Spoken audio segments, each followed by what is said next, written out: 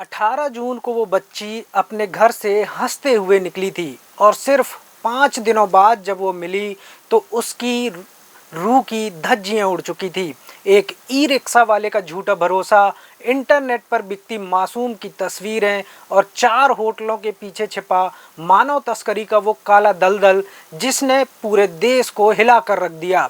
आइए इस वीडियो में जानते हैं आखिर कैसे 5 दिनों तक 32 दरिंदों ने एक बच्ची की सांसें नोचते रहे। 18 जून 2026 राजस्थान का सीमावर्ती जिला श्री गंगानगर। शाम का वक्त था। एक 13 साल की मासूम बच्ची जिसके चेहरे पर अभी दुनिया की कड़वाहट का कोई निशान नहीं था, अपने दोस्त के घर से अपने घर जाने के लिए अदब से चहकती हुई निकली थी। कदम छोटे थे, उम्मीदें सादगी से भरी थी और परिवार को भरोसा था कि वह कुछ ही देर में चहकती हुई वापस लौट आएगी। लेकिन नियति ने उस सड़क पर उसकी ज़िंदगी का सबसे भयावह मोड़ लिख दिया था। रास्ता लंबा था, अंधेरा बढ़ रहा था। तभी रास्ते में उसे राम बाबू नाम का एक ई रिक्शा चालक मिलता है। वह रुकता है, चेहरे पर झूठी हमदर्दी का मुखौटा लगाता है और कहता है, बेटी रास्ता ठीक नहीं है, बैठ जाओ, मैं तुम्हें घर छोड़ देता हूँ। वह मासूम बच्ची जिसे इस बात का रत्ती भर भी इल्म नहीं था कि इंसान के भेष में भेड़िए किस कदर घात लगाए बैठे हैं, उस भरोसे की सीट पर बैठ जाती है। लेकिन वो रिक्शा उसे घर की तरफ नहीं बल्कि एक ऐसे नर्क की ओर ले जा रहा था जहाँ से वापसी का कोई रास्ता नहीं था। कुछ चंद रुपयों की लालच में उस दरिंदे राम बाबू ने उस 13 साल की बच्ची को एक होटल के मालिक के हाथों बेच दिया। एक पल, सिर्फ एक पल में उस हंसती खेलती तितली जैसी बच्ची की दुनिया को हमेशा हमेशा के लिए अंधेरे के कुएं में धकेल दिया गया। उसका कसूर सिर्फ इतना था कि उसने एक इंसान पर भरोसा किया था। होटल जॉय इन शहर की एक आम सी दिखने वाली इमारत। बाहर से आने जाने वाले लोग शायद कभी अंदाज़ा भी नहीं लगा सकते थे कि इस इमारत की बंद दीवारों के पीछे इंसानियत का किस कदर कत्ल किया जा रहा था। अगले 5 दिन, वो सिर्फ 5 दिन नहीं थे, वो उस 13 साल की बच्ची के लिए 5 सदियां थीं जो कभी ख़त्म नहीं हो रही थी। एक तरफ 13 साल की मासूम बच्ची और दूसरी तरफ उसे नोचने के लिए तैयार बैठे 32 वैसी दरिंदे।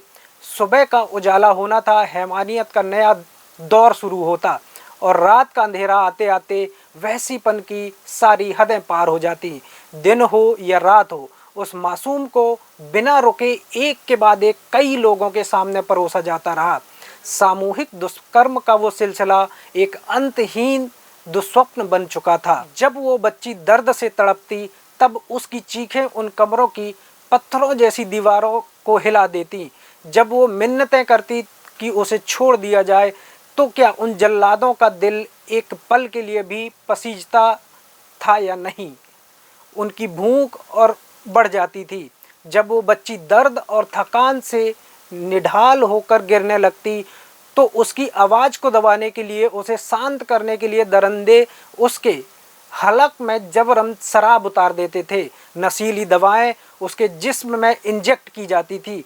जैसे ही वह होश खोने लगती थी या बेसुध होती, उसकी रूह को फिर से कुचला जाता। वह तड़पती रही, रोती रही, लेकिन उस 4 दीवारी के भीतर रहम का एक कतरा भी मौजूद नहीं था। इस खौफनाक कहानी का सबसे घिनौना हिस्सा अभी बाकी था। वहसीपन की भूख सिर्फ जिस्म तक सीमित नहीं रही, उसे एक संगठित धंधा बना दिया गया।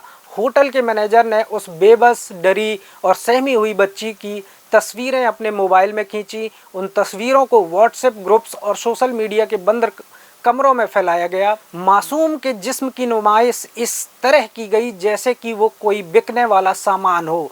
उस डिजिटल मंडी में बच्ची की असमत के दाम लगाए गए। उन तस्वीरों को देखकर शहर के और भी कई रसूखदार और अपराधी उस होटल की तरफ भागे चले आए। यह सिर्फ एक व्यक्तिगत अपराध नहीं था, यह एक पूरा का पूरा संगठित मानव तस्करी का रैकेट था जो उस 13 साल की बच्ची के खून और आंसुओं पर फल फूल रहा था। हर मिनट उस बच्ची की सांसें छीनी जा रही थी, उसकी गरिमा को मटिया मेट किया जा रहा था और दूसरी तरफ एक बदहवास परिवार अपनी लाडली को ढूंढने के लिए दर दर की ठोकरें खा रहा था, थाने के चक्कर काट रहा था, रो रहा था, बिलख रहा था। उन्हें क्या पता था कि उनकी बेटी को चंद किलोमीटर दूर ही नर्क के सबसे गहरे गर्त में धकेल दिया गया है। 22 जून 2026 पुलिस की एक टीम तकनीकी सुराखों का पीछा करते हुए होटल जॉय इन के दरवाजे को लात मारकर तोड़ती है। अंदर जो मंजर था उसे कानून के सख्त रखवालों के भी रोंगटे खड़े कर दिए। वह बच्ची वहां मिली तो सही, लेकिन उसकी आंखें पथरा चुकी थीं, उसकी आत्मा को मार दिया गया था। पुलिस ने तफ्तीश शुरू की तो परतें खुलती चली गईं। राम बाबू, मयंक सेन, हरदीप नाथ, सचिन, ये वो नाम है जो समाज में इंसानों की तरह घूमते थे, लेकिन अंदर से ये भेड़िए थे।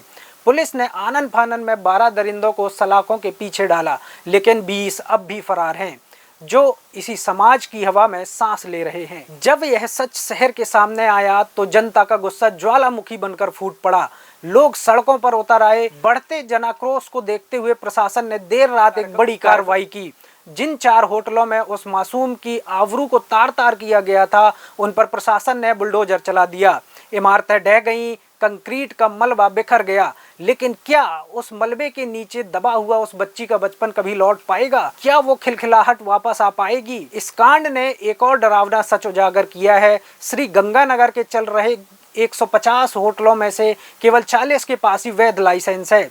बाकी के 110 होटल बिना किसी रोक टोक के अवैध रूप से चल रहे हैं। ये होटल नहीं बल्कि नर्क के वे ठिकाने हैं जो ना जाने और कितनी मासूमों की बलि लेने के लिए तैयार खड़े हैं। यह कहानी सिर्फ एक अपराध की नहीं, यह हमारे खोखले समाज, सड़ चुके सिस्टम और मर चुकी इंसानियत का वो आईना है जिसे देखकर आज भी हर आंख शर्म से झुक जानी चाहिए और हर रूह कांप जानी चाहिए। अगर आपको यह क्राइम की कहानी पसंद आई हो तो हमारे चैनल क्राइम स्टोरीज को सब्सक्राइब जरूर करें, वीडियो को लाइक करें, कमेंट करें और शेयर जरूर करें। नमस्कार।